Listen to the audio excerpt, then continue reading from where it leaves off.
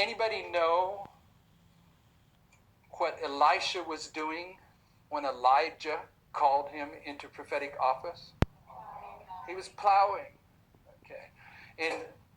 And right here, Elijah is handing off his ministry to Elisha. And when he calls Elisha, Elisha is plowing. Okay, there's a plowing going on in this history. And in Hosea 10:12, it says this: sow to yourself in righteousness, reap in mercy, break up your fallow ground. What's it mean to break up the fallow ground? To plow. For it is time to seek the Lord till he come and rain righteousness upon you.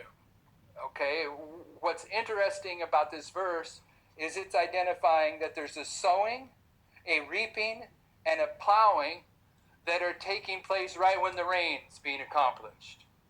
Okay, so in these waymarks, we now understand that there's a plowing that leads to a pouring out of the rain, which is also the seed, and there is a reaping that takes place right here, and right here, and right here. Okay, in this history, Elisha is plowing.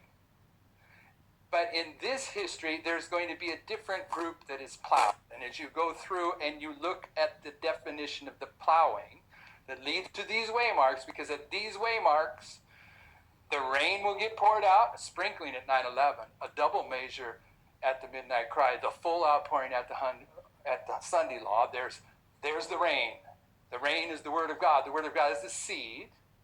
But there's a reaping. There's also a reaping that takes place at this history. Here, the harvest is of the righteous priest.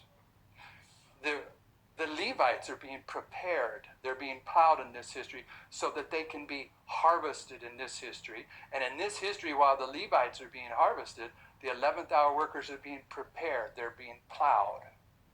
Okay, so you got to see these agricultural terms in this structure also to follow all the logic. So in 1 Samuel 2, this is the problem